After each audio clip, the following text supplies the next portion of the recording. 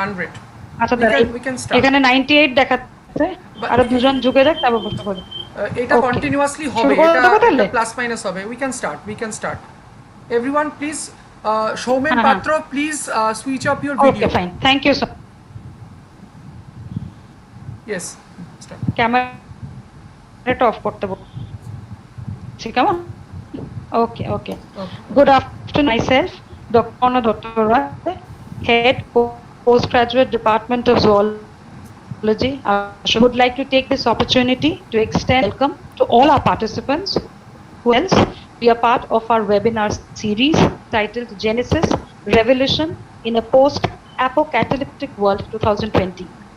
As you're already aware, webinar is a tri-series, and we chose to begin our journey today, that is 29th of June 2020, to commemorate the 11th birth anniversary of Sir Asutosh Mukherjee. Our words fail to express our deepest gratitude, and hence I shall Kavi Guru Rabindranath Tagore's words that truly of his aura, perhaps the most emphatic figure of Indian education. Tagore wrote, and I quote here, "Men are always rare in all countries, through whom or can hope to find its fulfillment, who have to say that what is needed shall be done." Bush had a magic voice of assurance. He had the courage to dream because he had the power to fight. His will itself was the path to goal.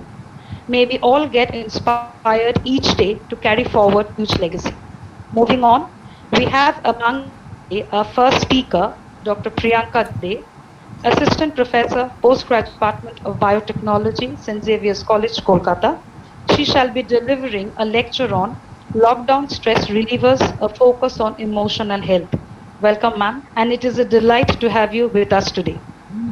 Before I request my colleague and dear friend, Dr. Deepchandran Chakraborty, our moderator for today's, introduce our speaker for today, I have a few announcements to make. Firstly, there has been a slight change in the schedule of the webinar tri-series, and lecture, which was scheduled for tomorrow, has been postponed to 5th July at 11 a.m. You shall receive the links in due course of time.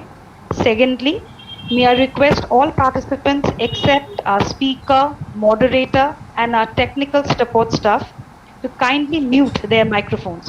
Kindly switch off the video mode for a better transmission, as we are going YouTube live along with our Google Meet platform.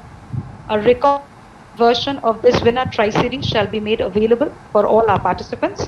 Next, we would like to hear from all of you, and hence, after the lecture is over, we have arranged for a small interactive session. Participants are requested to kindly write their queries in the chat box. Our moderator shall select pertinent questions, and this can be taken up during the session.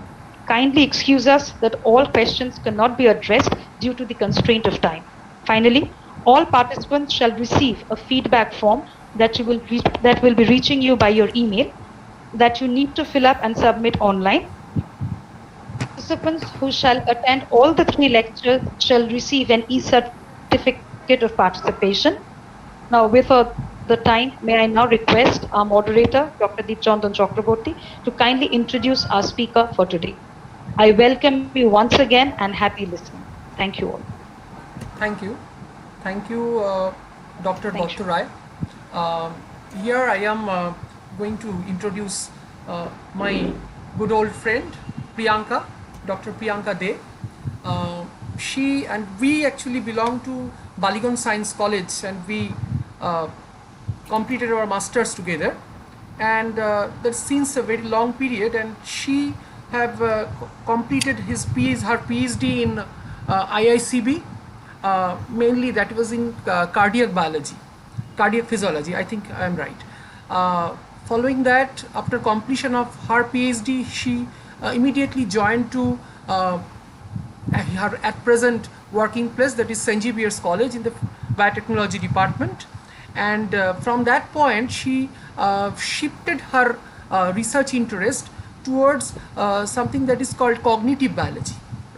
And in cognitive biology, many times we have shared many things about this cognitive science, and she told me that the relationship between cognitive biology, cognitive science with music therapy and several other kind of therapeutic interventions, which are mostly alternative in that sense.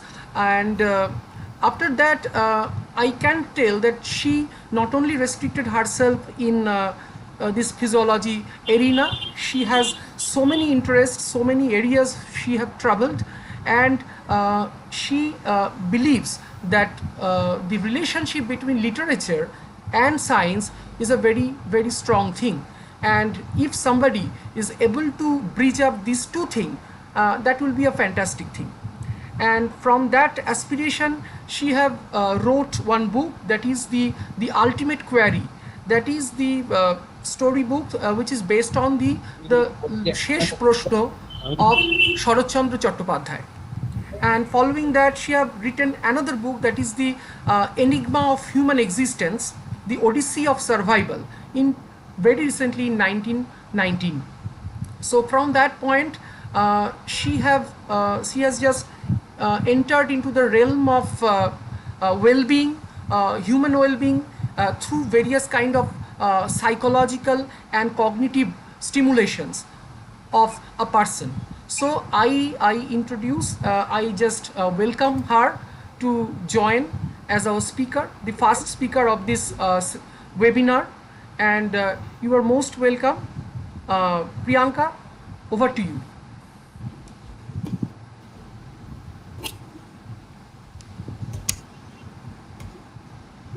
Thank you, Kitan Hidichandan, and thank you, the HOD department. A very happy Monday to you. Am I audible, Hidichandan? Yes, clear. Yes, yes, yes. I'm selecting. Thank you. Okay. A very happy Monday to you. I just want to extend my heartfelt gratitude as well as thanks to the Postgraduate Department of Zoology for inviting me to speak on a particular topic which is very much relevant in today's scenario, because we are in the midst of unlock arena, in the midst of, again, the lockdown scenario. So my topic, I think, will enlighten you on how to cope up with the ongoing stress and all other aspects of cognitive biology. So I just want to present now my lecture on cognitive biology. Let me share my slide with Chandan. Yes, you can just I don't think it's visible.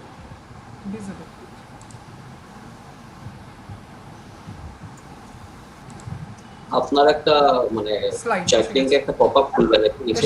এসে গেছে full screen করে দাও, full screen.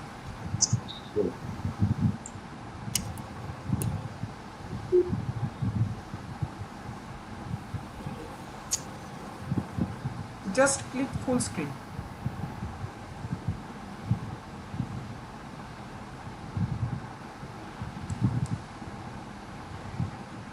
Priyanka, full screen করতে হবে। Full screen মানে ওই slide show. হ্যাঁ, আচ্ছা, slide show.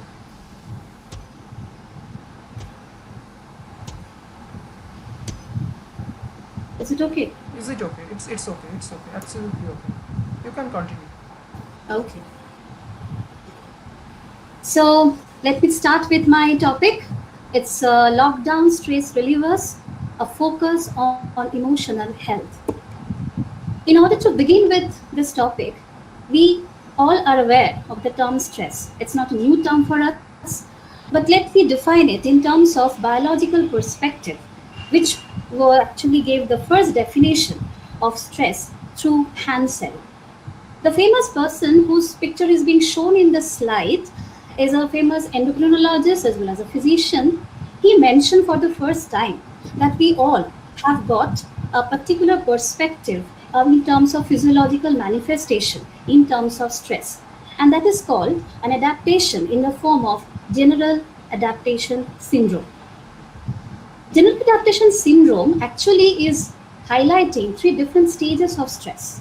the biological perspective of stress, which says that normally we are surrounded by a lots of stresses in our daily life.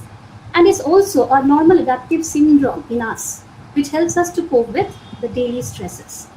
But the problem lies, as is the scenario now, when the stress response goes out of control and we succumb to the stage of exhaustion. So you can see in the picture, we have got a stressor which gives us in the body the alarm response, followed by a stage of resistance, which means the body's immunity system as well as every other aspects will try to help us survive in the midst of the stresses. But ultimately, if not being successful in the landing in the land of the stress, we will be succumbing to the stage of exhaustion. So, as Hans Selye once mentioned, the fact that it's not the stress that kills us, it's our reaction to it. Let me focus now on the fact that a little stress, little biological stress, is always a motivator. If we are running an examination, if we have got a particular project submission in future, if we have to do a particular thing in future, a little stress is a mandatory thing. And it is a motivator for us. But constant or high level of stress can affect not only our physical health, but also our mental health. And that is danger. And that is what we are much more prone to the different types of ailments and the diseases occurring in our daily life. Pandemic stress, the name which is actually creating a lot of stress in us. In this scenario, in this pandemic stress-based scenario, every one of us are facing the what stress or rather a stressful situation. Being a student is stressful because we are unaware of what is going to happen in future. Being a teacher is stressful because we don't know what will happen in terms of syllabus restructuring, in terms of the online classes, how we will be coping up with the new normal after this particular corona phase. Not getting a job is stressful. We know that many people have lost their job also. So losing a job is stressful. Even maintaining a job like us is also stressful. So stress is everywhere there. So this is how the stress is acting on us, and we really want to get relief of the stress and go to a stress-free zone, because we have in us a lots of recipe for unchecked anxiety to happen in our daily life. The indefinite isolation, the lockdown scenario is going extended. The panic over scarce resources in terms of economic resources, in terms of academic resources, in terms of different types of social resources. And definitely the huge and endless corona coverage occurring in different types of media and other aspects. So we should remember one thing: a crisis like this is a situation that can either build you or break you, and it's totally up to you how you will deal with it. This is how our brain looks like in lockdown condition. See, we are thinking that we have to do this thing, we have to do that thing, but our brain is actually in this lockdown condition. But since the unlock situation has already started, so we must unlock our brain condition. People are currently feeling scattered brain. Scattered brain means lots of thoughts are coming in, going out, and that will ultimately lead to a collective trauma of processing a lot more all at once. And we call that particular term cognitive overload. Let me here mention one aspect of cognitive biology. Now, humans are the ultimate experiment of nature. And we all know that humans are the ultimate supreme cognitive beings, or rather metacognitive beings. The metacognitive term is actually referred to the term which is a perspective of cognitive biology, which means that human beings have the capacity to gain knowledge, to store knowledge, and to utilize knowledge in terms of experience, so that he or she can utilize that knowledge in future in number of practical senses. So cognitive overload is actually a type of acting as a stressor in this stressful situation of post-corona pandemic issues. Now you can see that in this current situation, brain is on high alert these days. So brain is actually acting as a threat detection system that is consuming a lot amount of energy. And a lot of amount of energy means we require a lot amount of fuel, inbuilt fuel, to get us activated. And so it's very easy for us to get mentally tired, mentally exhausted. So mental exhaustion, which is actually happening, is actually a common phenomena. This is not an abnormal phenomena which we people are experiencing. We have the capacity to get withdrawn from this mental exhaustion to our own innate mind setup. So cognitive overload can be really overcome with the help of a number of cognitive behavioral therapy. So mental exhaustion, please remember, is a normal thing in this condition. It's not at all an abnormal thing. And if we, from a personal point of view, we experience this type of mental exhaustion, it is absolutely normal for you. So please do not get stressed out or get panicked for this particular mental tiredness. Now, let me first tell you that in our day-to-day life, we have seen that biological stress is actually acting on different types of personality-based people, but all the people are not reacting to the stress in the same manner. That's because there are two basic types of personality. Type A personality-based people, we can find out all around. They are impatient, verbally aggressive, competitive, always trying to getting agitated or agitate others. On the other hand, type B personality, they are more relaxed, easygoing type. They tend to go along with the flow. So type B personality are those people which are actually the need of the day. We should be able to try us to make ourselves shift our personality from type A, if we are type A, to type B personality. Try not to be control freak, that is, not to control others according to our own mental state of mind. As well as we should also not try to be a perfectionist, because being a perfectionist or to have a perfectionist based mindset is itself a stress. So we should be able to become type B personality based people, because we know that the future is really uncertain in terms of the nearby scenario, but we should be able to create our own world of certainty in the midst of uncertainty, because uncertainty of the external ambience is not in our control, but our own world of certainty is definitely and certainly under our own control. Now, let me tell you one particular aspect of emotion. I think we are all aware of the term emotion. In terms of biology, since I'm a biology-based people, so I want to introduce a particular term in front of you in terms of cognitive biology, and that is called emotional lateralization. Emotional lateralization means our brain, which is actually cerebral hemisphere or rather cerebral cortex, is divided into two basic parts: the right cerebral hemisphere and the left cerebral hemisphere. It's very interesting to find out that the right cerebral hemisphere part is linked to negative or inhibiting feelings, while the left cerebral hemisphere is actually linked to the positive emotions or positive. So there is a demarcation in terms of how the emotions are being processed in our brain.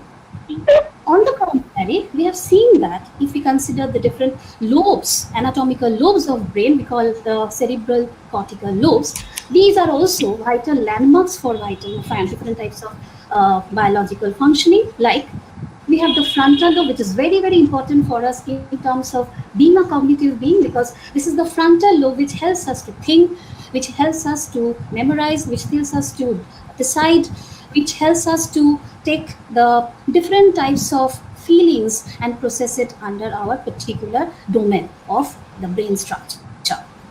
On the other hand, we have another lobe which is also very, very important, that is called the parietal lobe, which helps us in pattern recognition, language and touch. Pattern recognition means what? If we are actually seeing a presentation slide, if we are going from one route to another, we will be able to judge the particular route through a particular type of landmarks. So recognition of that pattern of face, pattern of language, pattern of art, so that is actually vital function that will be told by the parietal lobe. Occipital lobe is dedicated to sight, what we are observing through our eyes and being processed at the occipital lobe. And temporal lobe, that helps to hear what is happening in our external ambience, and obviously learning through different types of other structures occurring in the deep sea brain. Another important thing I just want to mention here in terms of emotional lateralization, which you can see in the slide, the left and the R, which has been shown in as a L and R marker here, the L side is also being helping not only in recognition of the positive emotion, but also helps to process language, objectivity, and analytical perspectives. On the other hand, the R, that is the right side, I have told you that is much more responsive for negative emotion. But the same right, in contrast to everything, is also helping us to have something about creativity, something about subjectivity, something about imagination. So in that way, the same hemispheric part, which is dedicated to negative emotion stimulation, the same thing is also helping in creativity. That means we should be having aspects of creativity and imagination being dominated so that the negative emotions become subdued. This is very important in today's area of this stress. Depression. This is not again a new word for you. We are all aware of the term depression, and we can actually see a lots of number of news which are coming about the suicide attempts, etc. So this particular thing, the concept of this cognitive triad of depression, is not a concept new which is there, which was given by Beck, the psychologist Beck. He first mentioned about this cognitive triad of depression.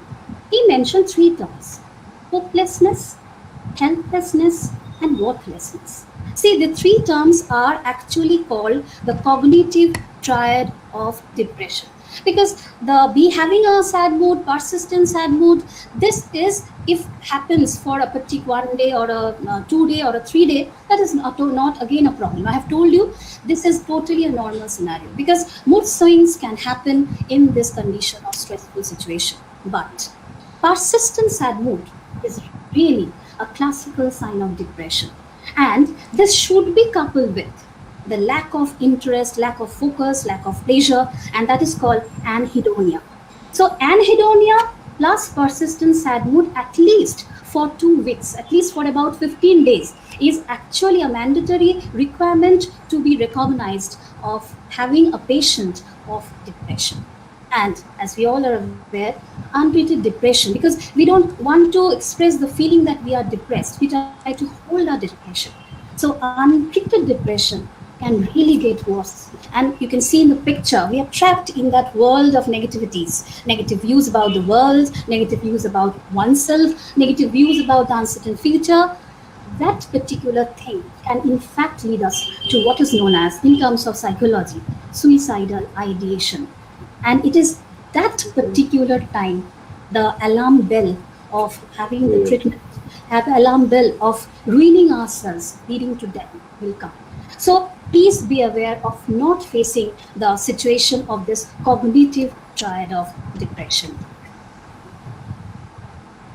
Now, coming to the strategies or the novel strategies which we are bound to follow up in this particular corona situation. Working from home, WFH.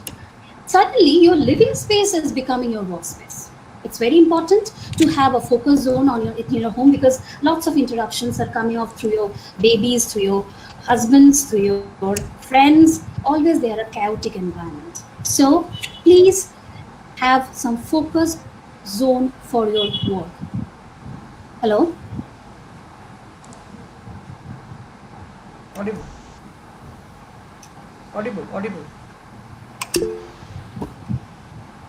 Now, do not walk over time. Take frequent purposeful breaks. That means if you walk over time, there will be cognitive overload in your brain. So take frequent purposeful break.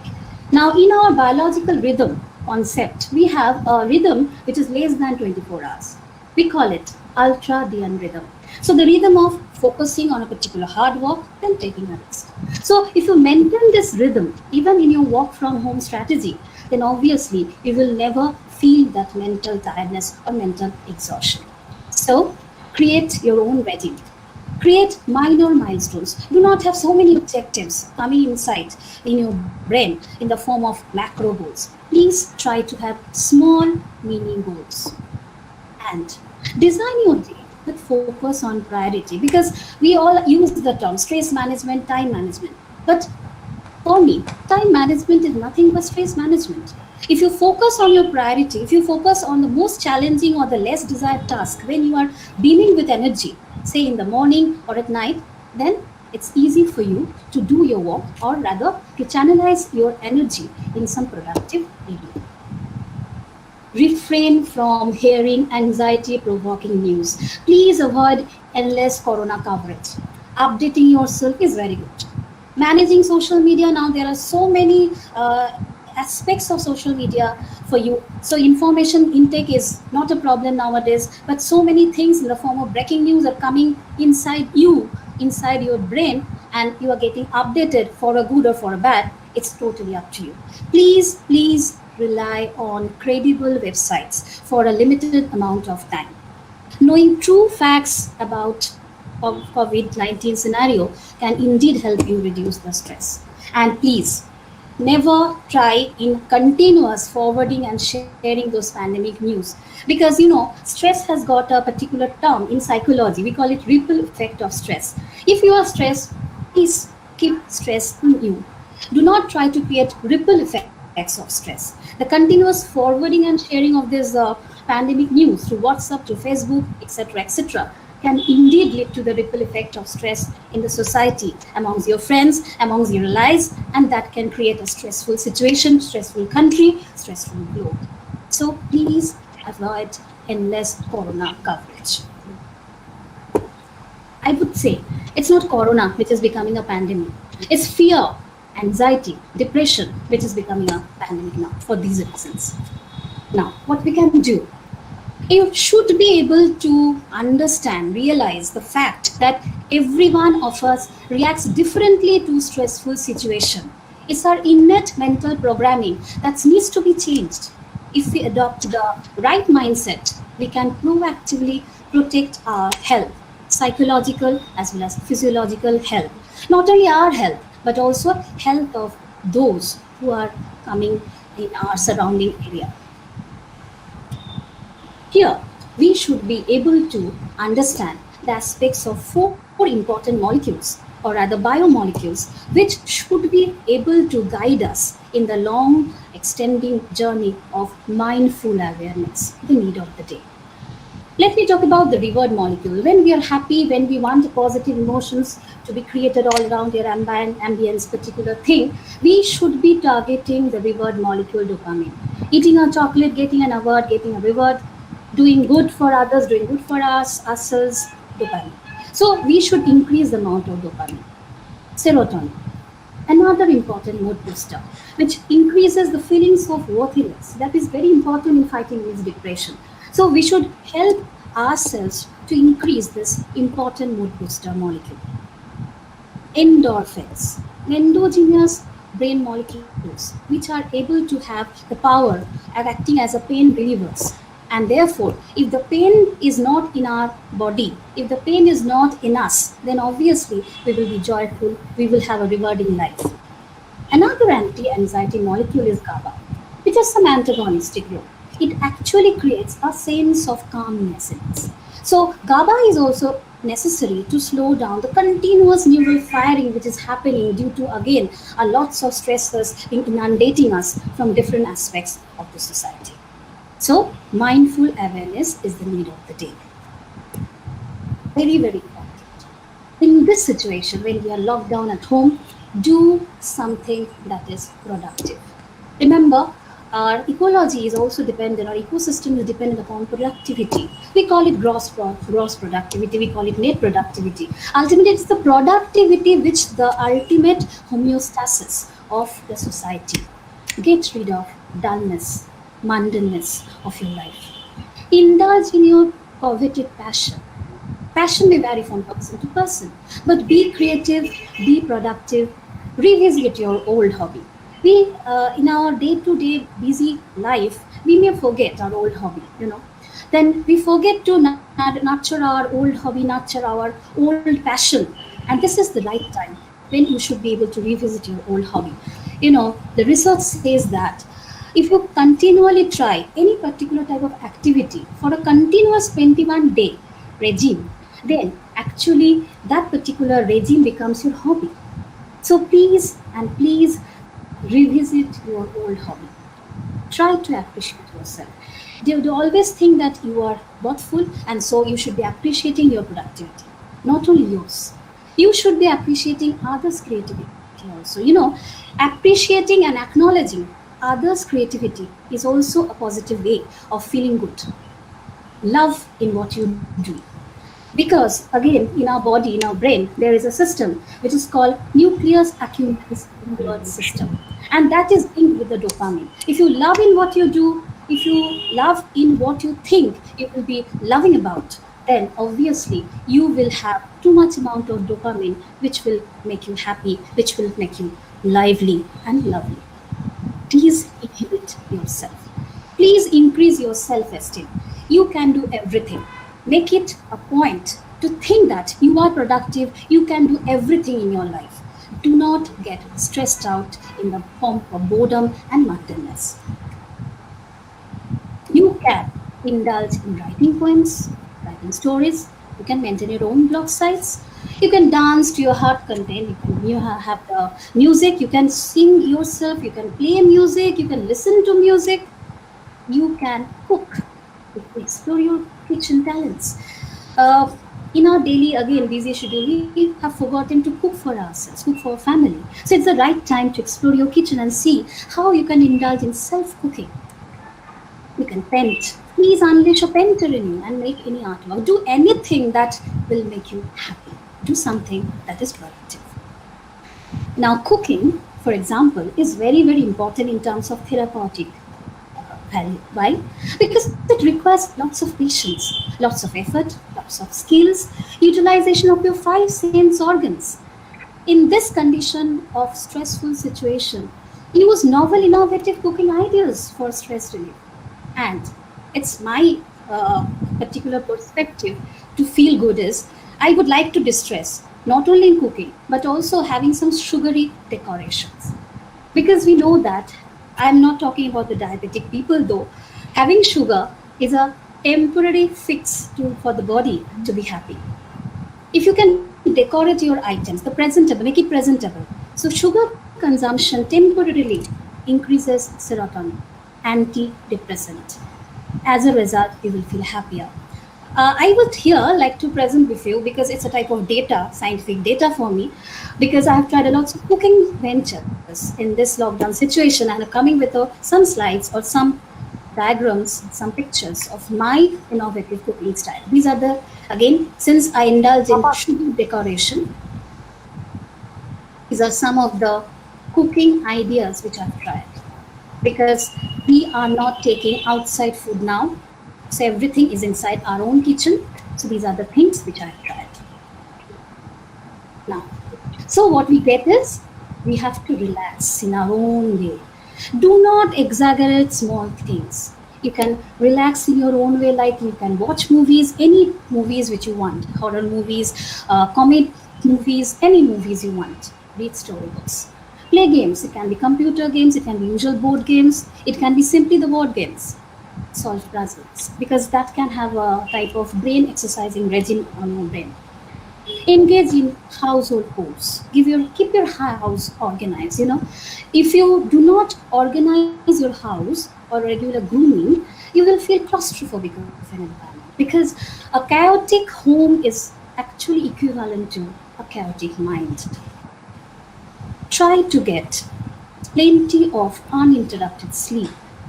The uninterrupted sleep means a solid sleep of about 8 hours. It can be more, because again, the requirement of sleep again varies from person to person in terms of stress relief. Be consistent. Do not get out of bed in different time on different days. Try to go to bed at the same time each night and get up also at the same time in the morning. And above all, please have a smiling face, because smile helps to reduce the body's response to stress and lower your heart rate in tense situation. Now here, I would also like to mention about 4 types of cognitive intelligence based quotient. There are four different questions which are coming through. Again, I have got this particular information through WhatsApp only, and I found that this is very interesting. We are aware of the term of IQ and EQ, intelligent quotient. People always crave for this, having a high IQ, and the people who are academically brilliant, they will obviously go for this high IQ. But for cognitive perspectives, we have to go for emotional quotient. It's EQ. How you're emotionally inclined to others, how you can maintain or control your emotions in the midst of the situation which you are facing at that right moment. That is EQ. SQ, social quotient. How will you, in the society, how will you intermingle? Will you intermingle with your friends, intermingle with your colleagues, intermingle with your non colleagues? That means how you will intermingle in terms of societal perspective. That is a social quotient. And another perspective, adversity quotient, which is now coming up as a very focal point into this scenario of stressful situation, and that is called adversity quotient. Adversity quotient is how you can cope up with the adversities which you are getting in front and you are not getting succumbed to. So here I would like to call again that old Hans-Selye's concept of general adaptation syndrome. That means if you are succumbing to death, if you are succumbing to ailments, if you are succumbing to distresses, then obviously your adversity quotient is very, very less. So four types of intelligence actually are the quotients for survival and leading a happy life. Please talk to someone, stay connected. Silence is not always golden. Social distancing means physical distancing. It does not mean emotional distancing. Nowadays, unlimited packs are available for video calls, for chat options. Use them at your own time. It will not only make yourself happy, but also others happy. But please remember, do not try to compare your life with what you can see in the news post, news feed, in Facebook and other social media. Stay away from toxic people. And currently, the doctors are also coming through this virtual platform in terms of teletherapy or telemedicine.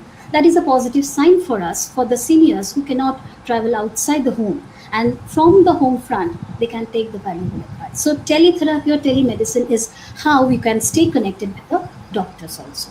And above all, this is the time when you can really give your time for your own family, for your spouse, for your babies, build strong relationships.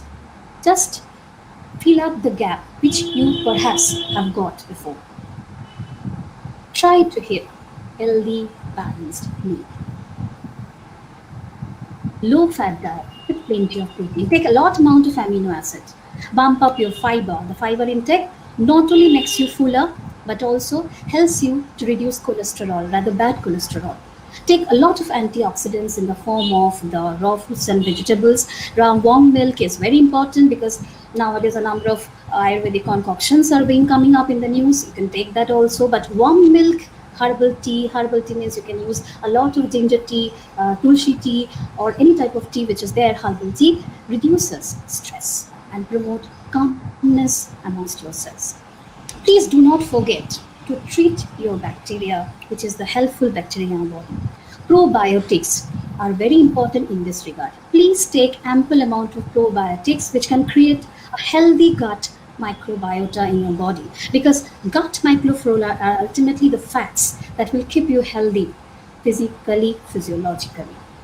If not possible to take the vitamins and the minerals from the foods, indulge in multivitamins or other tablets, which you can take as supplements. That is always okay, obviously through doctor's advice.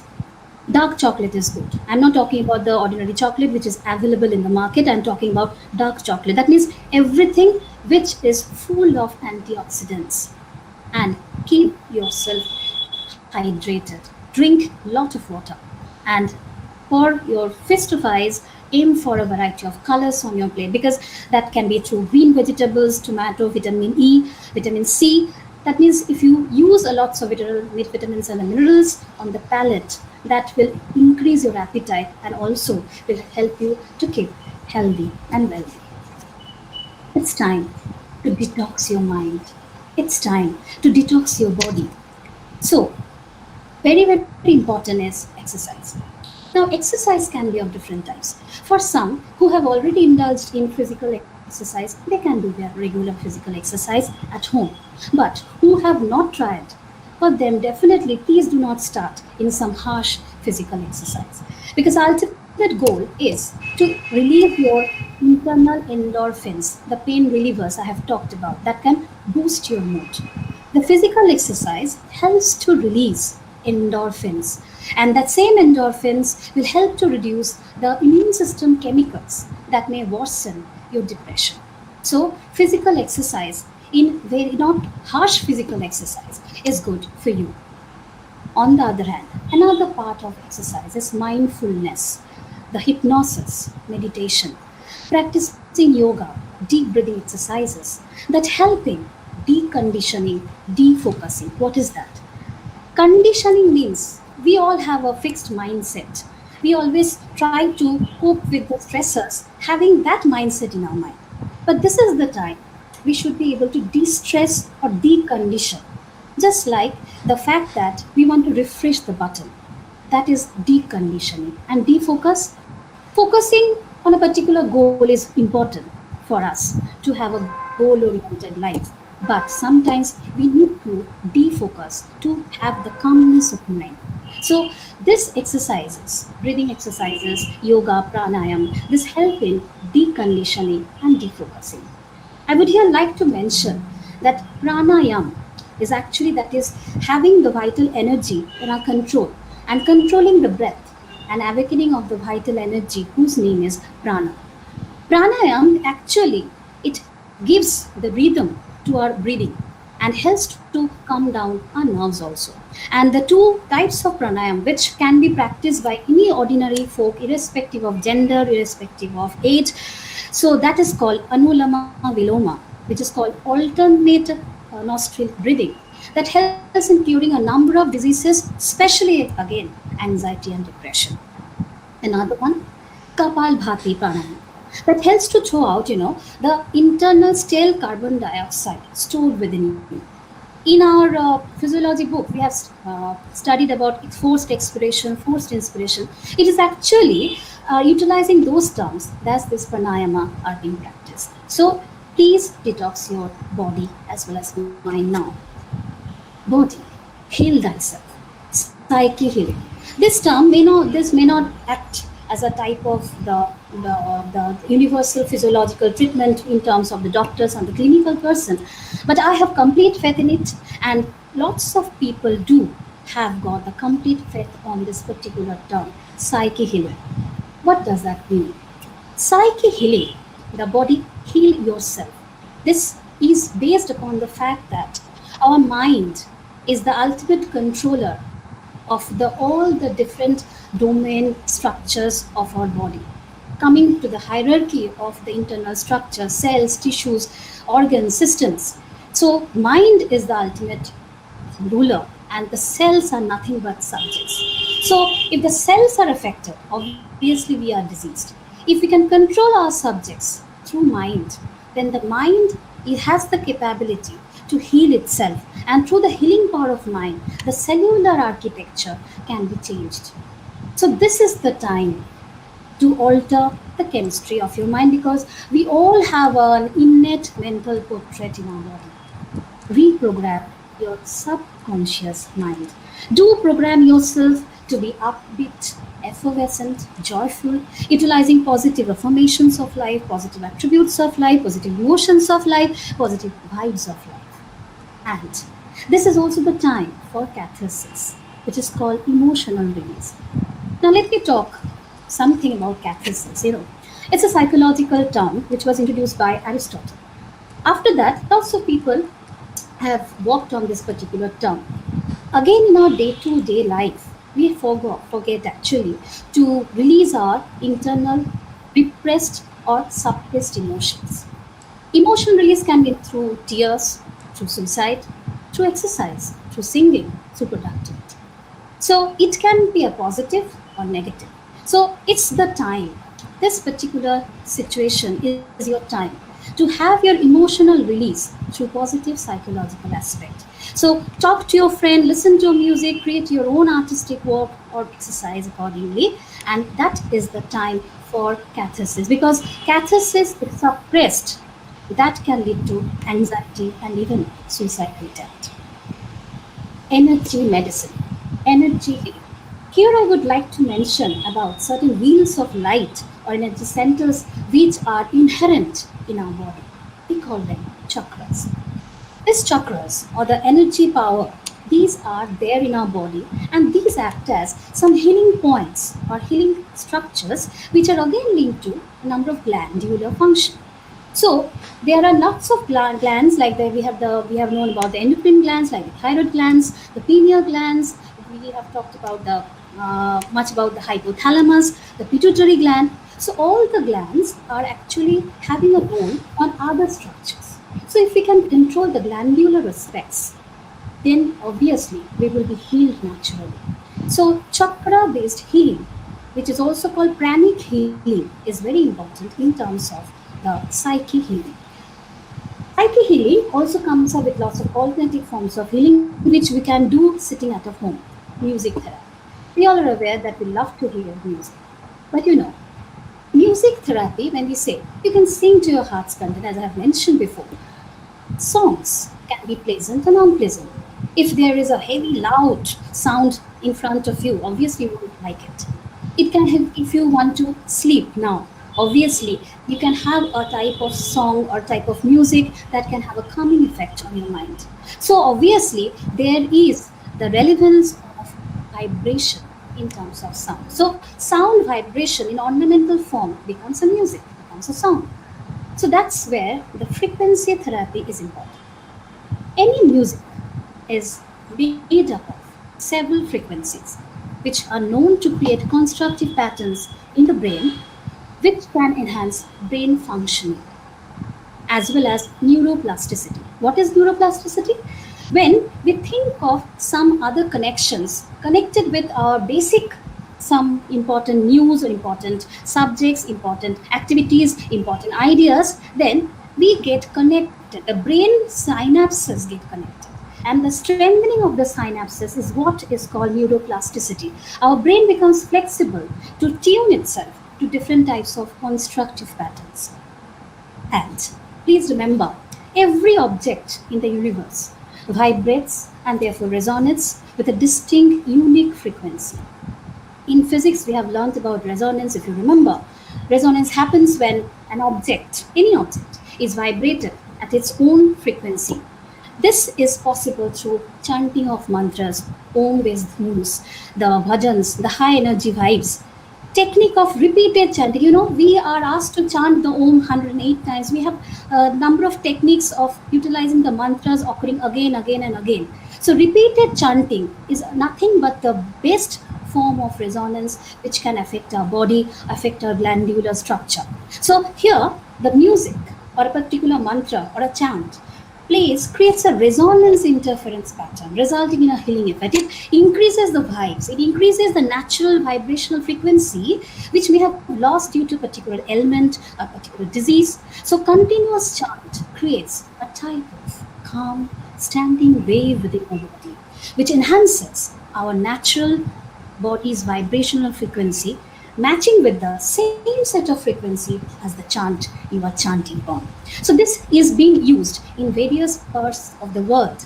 And for you, as a reference, I have this particular picture. This is not a new concept. This was an old concept where lots of chakra system based frequency healing has been utilized. It's called soma energetics, utilized first by David Hulse, sound therapist. He first mentioned about the different types of chakras tagged with number of frequencies of vibration.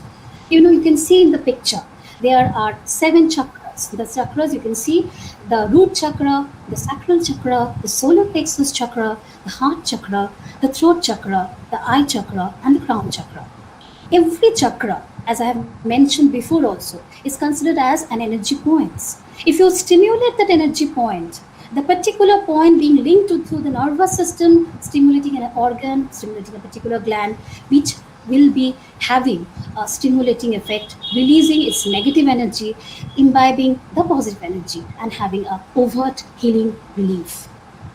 396 hertz, you can see in the picture, the associated with root chakra, has helped the people to convert the grief into joy, liberating the feelings of guilt, feelings of fear. So that is very important in terms of liberating your anxiety. 417 hertz, which is linked to the sacral chakra. It cleanses the traumatic experience, which suppose you have faced an accident, you have faced a particular stressor based situation in your life, you are unable to forget that any destructive influence which has happened in your life from your past experience, that can cleanse the traumatic experience. This particular 417 hertz frequency being associated with sacral chakra. 520 hertz, solar plexus chakra related frequency. Now, this has an interesting thing. You know, our body has got the DNA in our nucleus. So that DNA undergoes mutation. We are not aware of how many types of mutagens are acting on our body, on our cells. We can only become aware only if we are facing a cancer, we are getting a particular disease.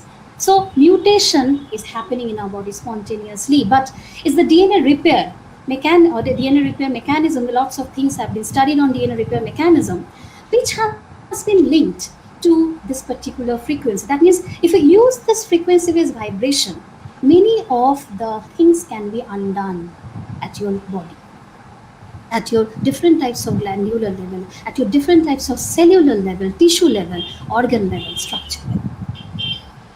639 hertz, that is relevant with heart chakra. It's very important in connecting with the society, family, friends, relationship. This can be extrapolated to the fact that in our body also, we are all system-based organisms. So we have the cell-to-cell communication. We have studied, the students have studied the cell-to-cell signaling mechanism. So many different types of signaling cascades are there. So cell-to-cell communication should be efficient for a particular functioning of an entire structure, or rather an entire physiological setup we call body.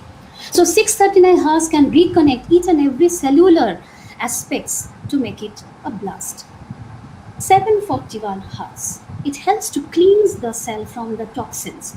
Liver is called a detoxifying organ. But toxins can be in the form of the social toxins, the word-based toxin, that is verbal toxins, as well as non-verbal toxins. It can be really the environmental toxins. So toxins can enter our body, and the cells will always try to get relieved from the toxin to solve the problems we have. That means we always want to have the solution for different types of problems in our body.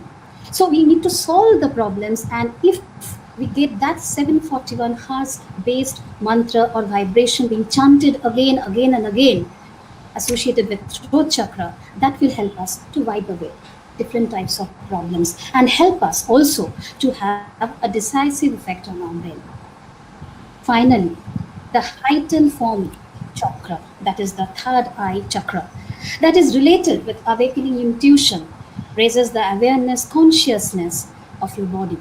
If you can awaken this chakra, which is not possible for the normal humans, that is only possible for the religious and the people who have got the sadhus and the sannyasis, who can raise this particular chakra, but this helps to awaken the intuition. But if you chant the mantra, if you chant something with that particular frequency, definitely your third chakra will be activated. Third eye chakra should be activated. So that was solfeggio scale in terms of soma energetics.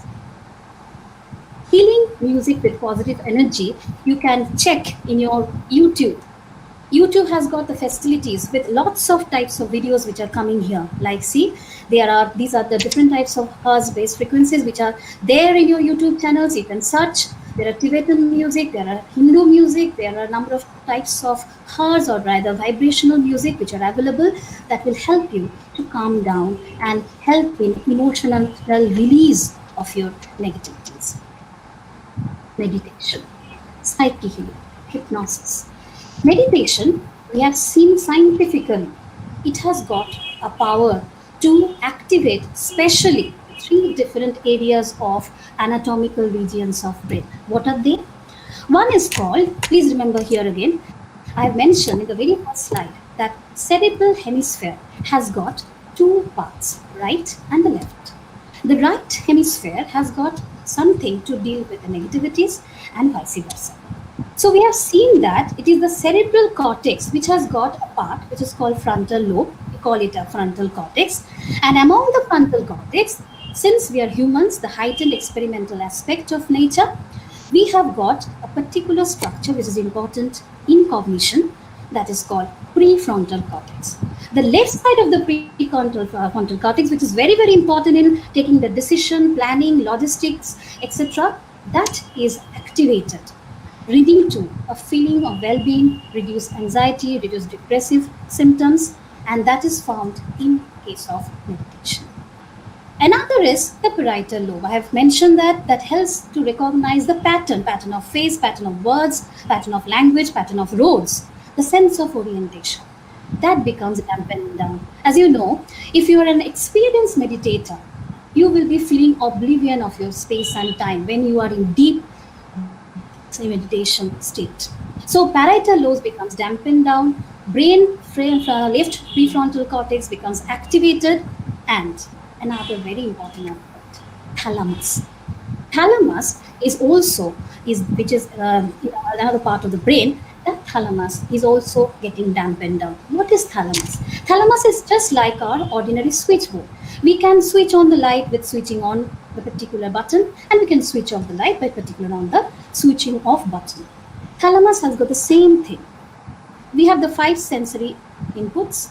Now, through the different sensory inputs, all the sensory inputs are accumulated and they activate the thalamus, and then the thalamus processes that activation right in deep inside the brain. That means it simply relays the data coming from the sensory inputs inside the brain. If this goes on and on, you will always feel activated. You may not even sleep. So meditation helps to reduce this flow of incoming database to your brain. So that's why meditation is such an important thing for you. I will just take another important therapeutic system which you can again practice in your day-to-day life sitting at home. Color therapy, chromotherapy.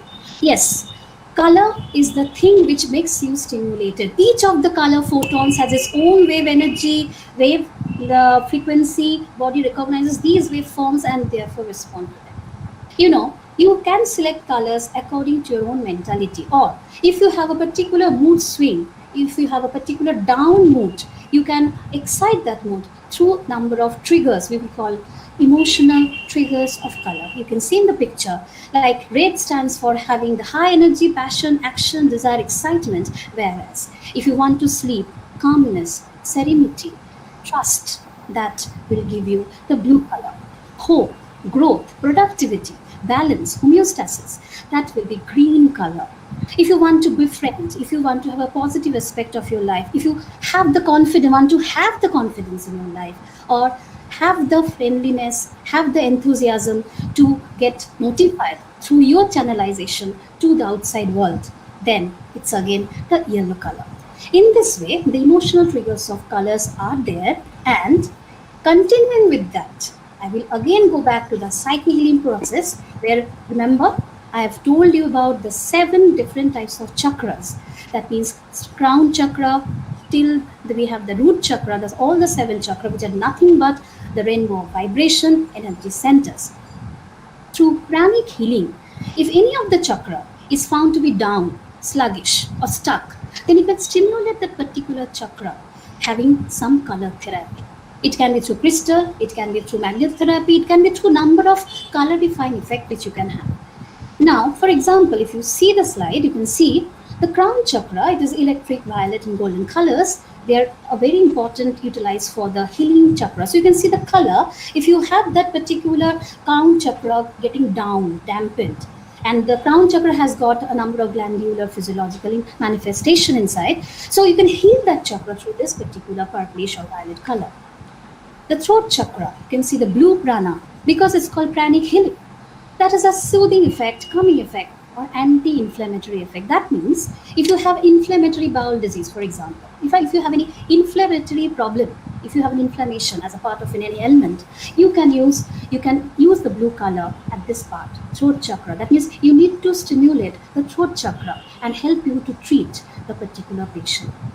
Yellow prana, a cementing effect, or healing broken bones. If you have a surgical manipulation in terms of bone transplantation, any type of osteoarthritis you're facing, then solar plexus chakra needs to be activated using the yellow pranic healing ways.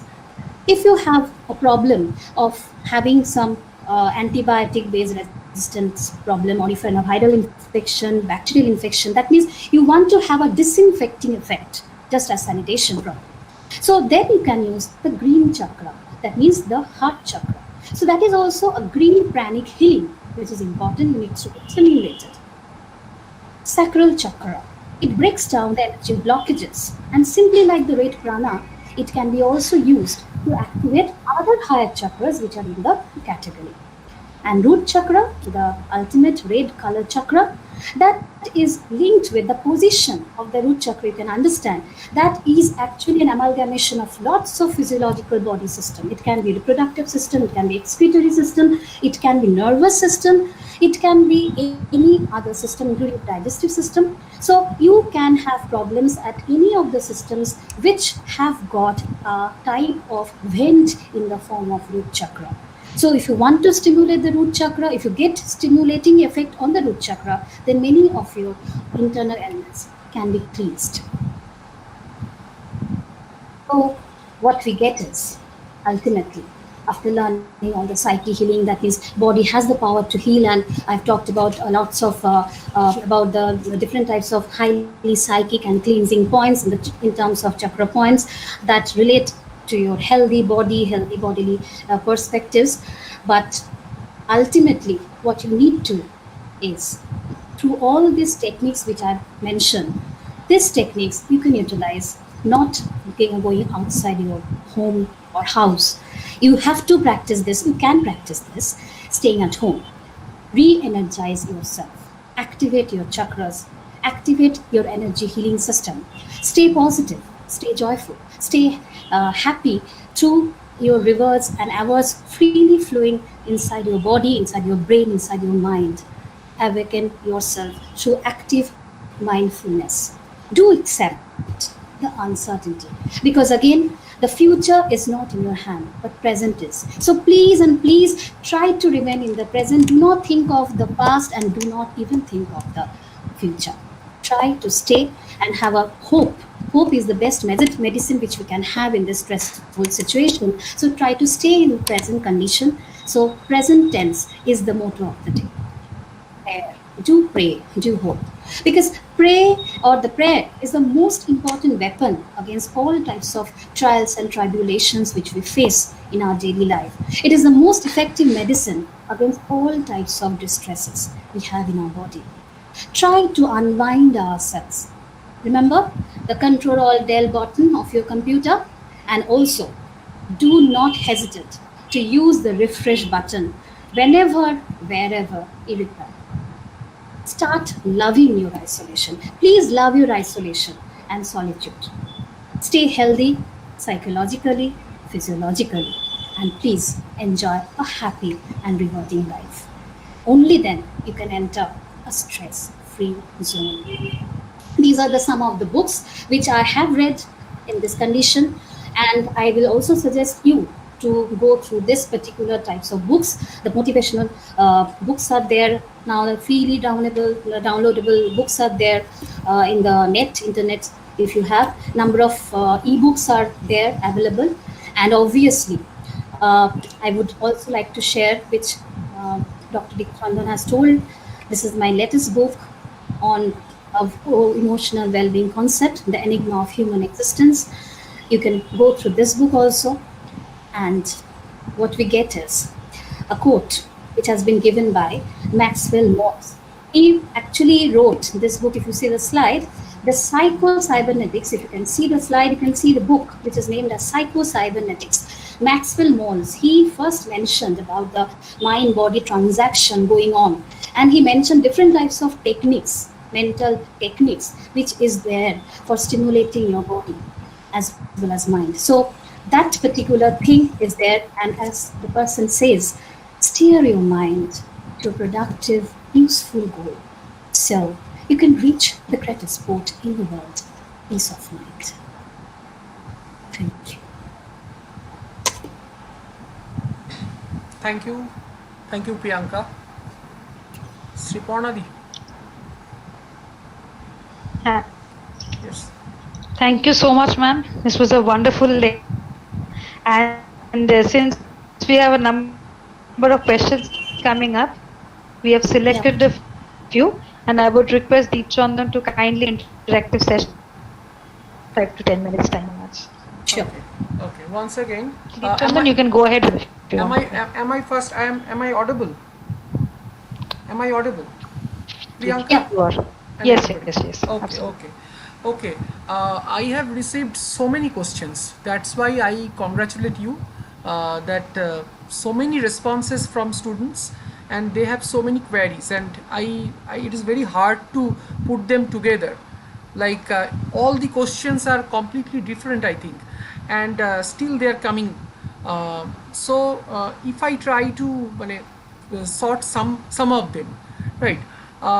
The initial part you have generally started with the physiology of the mind, of the body part of the mind, and then you have moved slightly towards the spirituality and the way we can motivate our mind. That is not the regular one. These are alternative things, and most of these attendant participants are mainly from biological background, and they are actually they want to ask that whether these chakras, right, chakras, uh, whether they how they exist, whether there is any scientific proof or scientific study which we can refer, and next is if they exist. There are so many questions. First question to you, that how we can prove and how we can show that they exist.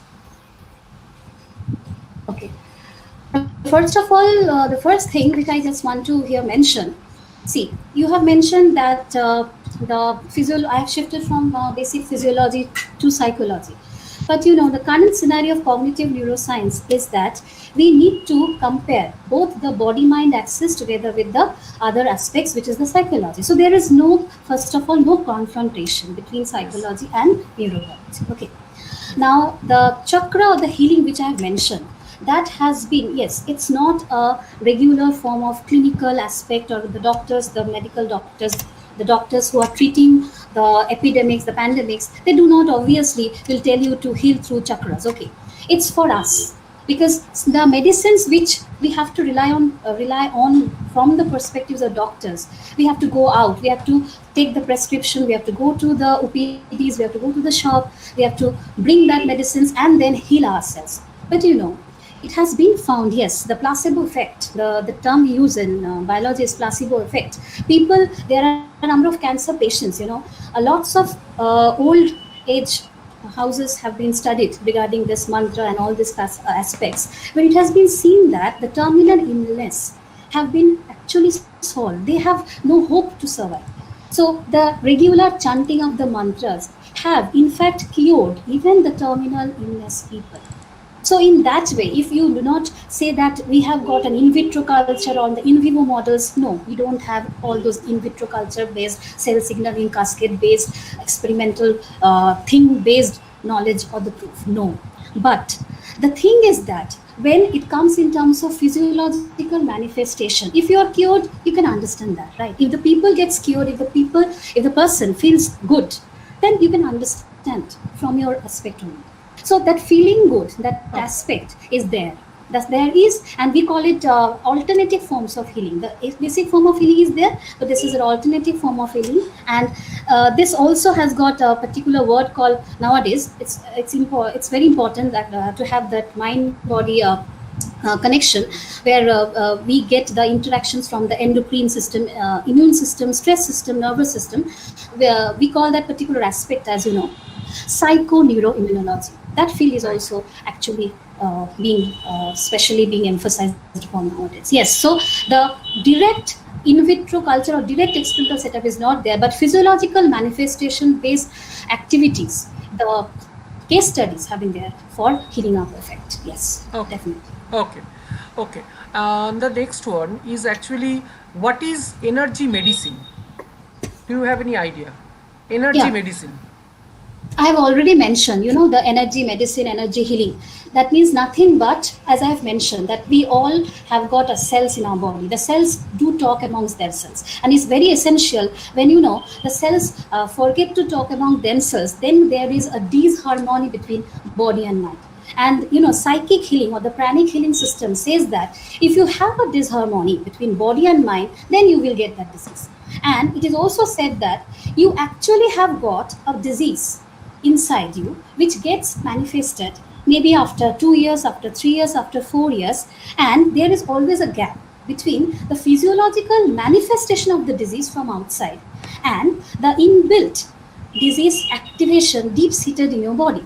So if you within that particular time, if you can motivate your cells, or rather you can influence or inspire it cell to cell communication, then in that way you can activate your energy healing perspectives. Then even that ailment may not come out in the form of a deadly disease which we know of.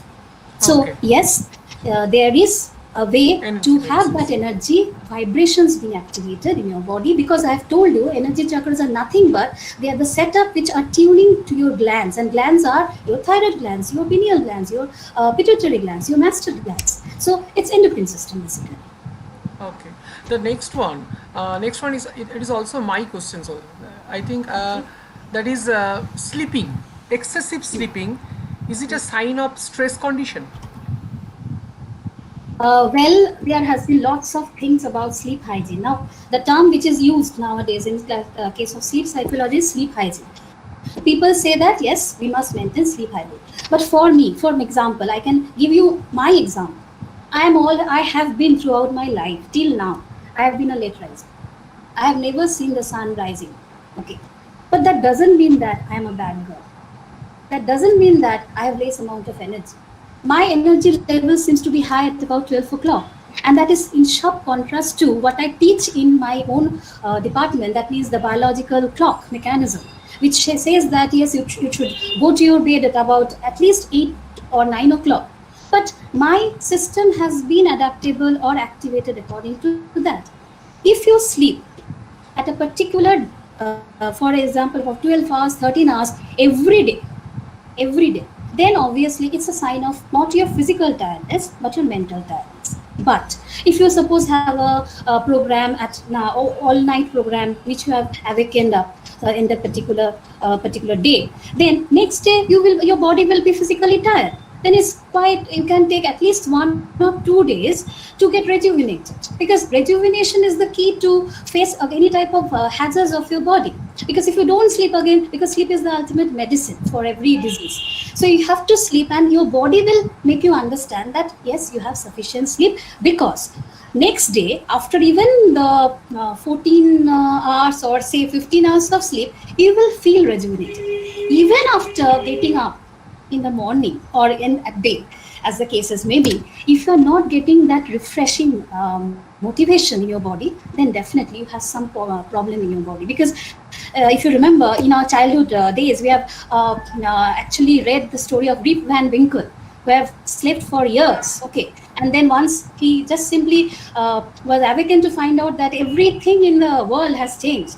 So that can happen in real case. Okay. As much sleep as needed, we should be utilizing it. But yes, definitely for long term, it's a case of mental exhaustion, not physical exhaustion. And a similar one, that is, if somebody is so very too much happy, if somebody is too much happy, is it connected with some kind of harmfulness at the end? Well, is it going to harm that person? Okay. See, if you are happy, definitely happiness is bliss. But if you are showing off your happiness, that means, so I just want to give you an example. Nowadays, the Facebooks, etc., all the things which are there in the social media, they give so many different types of pictures. Okay, that the people are showing their personal photographs, they're showing that the ecstasy of their joy, the energy level, that they are so happy. They are happy with their family, happy with their friend, happy with their all the surroundings. Showing off of excess thing is not a marker of happiness. The ultimate thing is the inner happiness, the innate happiness which you have. If you are happy, that will definitely show up through your facial architecture. Because again, it's the physiological manifestation which will be giving up. If you express your happiness excessively, then definitely it's a sign of our depression, inner depression. Because often, the people who are depressed, they try to hide their depressing stimuli, and they try to show up that they are almost okay, they're very happy, they laugh. But yes, at the same time, if you are happy, then your happiness will show up not in the form of show off, but in the form of a normal smile. So there is difference between smile and laughter, that's why. Right. And another one that tells that third eye chakra or chakra, is it connected with some way with pineal gland? Definitely, yes. The invertebrates and the vertebrates evolution system has given us different types of ganglia-based concept, neural system-based concept, and even we have seen that the position where the chakra is there, the third eye system is there, is actually the exact position of pineal gland. And the melatonin, which is actually the hormone, pineal hormone, which is there, which actually helps in regulating our sleep-awake cycle, that it's required to be stimulated, because that is ultimately linked to sleep wake cycle, means our daily tiredness or non-tiredness regime cycle. So that means if we have a proper sleep, we need to activate melatonin secretion properly at the right moment, and also therefore activate the pineal gland, and therefore obviously the third eye chakra which you mentioned. And not only third eye chakra, you will see, if you have seen the slides before also, I have mentioned about different type of chakra, like in the throat also there is a throat chakra. The throat chakra is also linked with the thyroid, and we are aware nowadays that thyroid is a very important metabolic gland, or rather a metabolic hormone, thyroid hormone. So, and thyroid hormone is a very important stress hormone. So if we can, in terms of stress, thyroid hormonal fluctuations do happen, hypo or hyper. So in that way, if we can utilize energy healing at the thyroid gland, so all our stress condition can be distressed. Okay. Another one, I cannot understand this. I am reading it. Should this color of the chakra of the body needs to be placed intimately associated with our skin color? The color of the chakra is. I think the person who has given the question, she or he wants to ask me the fact that whether we have to use the color at the exact point to get healed. I think based upon the particular site of the body. I think skin color, there is nothing to do with the skin color. Number one, okay. Skin color has no effect. Okay, skin color is not, skin is just simply an barrier outside the body. Okay, but yes, I have told you the energy chakras are nothing but the points the glands are. Okay, are the points where the glands needs to be stimulated. So yes, the colors which are tagged with that particular glands means those glands are related to the corresponding biological functions. So if that particular biological function is impaired or in distress, then definitely that glands are malfunctioning. So we need to activate that glands. So we have to use the color at that particular point, not at that particular point of the gland, but on the entire body. Because if you, for example, if you wear a red dress, okay, obviously you will get a lot of energy. So that is a color therapy. You can use the red in front of you, red in the form of tomato, in terms of any red color. You will get the color flavor. That color or the chromotherapy, which is through the feast to your eyes, that can also motivate your mood. So it's not that every time you have to place that, but yes, it's better to place at that particular point, but not always that you have to only place at that particular impinging point. No. Okay. One last question for you. That is more relevant for the students, but in particular, as well as for our teachers. Exams are cancelled. After hearing this, people are becoming so very anxious, right? And how they can control? This is a very relevant question. an ultimate It's question, I very think. relevant question, and the thing is that even as I mentioned in the very first second slide rather, that means the pandemic stress itself is a distressing fact. Okay, so if you have an uncertainty in mind, we know that the future is uncertain, we don't know anything. Okay, so it's a natural thing again for you, for the students, to be upset, because again you don't know how the exam pattern will be or what will happen in the near future. This is especially relevant for the end semester examination. Okay, but the thing is that please remember one thing: don't always think of yourself. You should think of your father, your mother, your friends, and it's a global epidemic. It's a pandemic. So it's not that only you are being affected; it's the entire globe is getting affected. And please do remember that current scenario we have, education is not the priority. Getting food, getting resources, people are dying due to economic resource scarcity. So think of their joblessness. They are getting much more stress. So try to relate your stress to those who are much below your distressing zone. So think of them. And obviously, there are rules. There are quarantine rules. Government has got their own quarantine rules for education. So definitely, your academic uncertain future will definitely be wiped out in near future through policies and everything. So it will never happen that you will be ruined. No, your academic life will be ruined. No, it's just a matter of patience for you, which we also as teacher has to also encounter, because as a teacher also we have to getting engaged into number of online versions, the new normal we say, the new normal, which is totally different. The online classes, this type of Google Meets, we haven't utilized it also. Even we are stressed. So never think of any bad things. Just have the days passing by. That's why I mentioned, just concentrate on today, not on future, and also or not also on the past. Just have patience, and just go on praying and be productive in your own ways. Be creative. That will give you the positivity. So please have positive emotion, positive vibes in your life, and never indulge in negative statements, negativities, or negative vibes coming through any media. That's it. Thank you, Priyanka.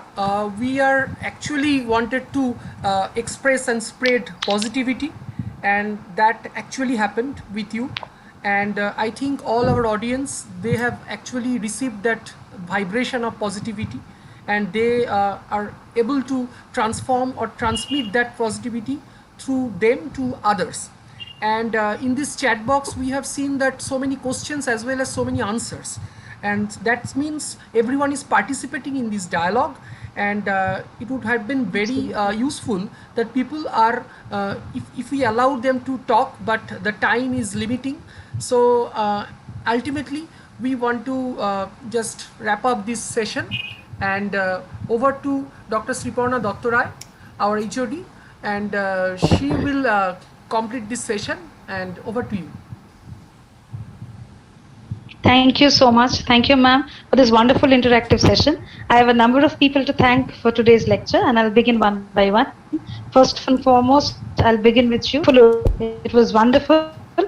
It was the first time experience us organizing a webinar, but we had a lot of apprehension. We were like waiting for the weather to be good and everything to be going fine. But your lecture has taken us to a different level altogether. Thank you very much for the oration. Your presentation was highly informative, and moreover, it was simple, lucid, keeping the students in mind. But I must say here, it was highly effective for us as well as for the students. And especially your slide, which contained a list of book lists for all of us. I suppose it will be good for the students as well as for us to read them and kind of enrich us furthermore. Thank you so much, ma'am. Thank you once again. Thank you. Thank you so much. Thank you. Thank you.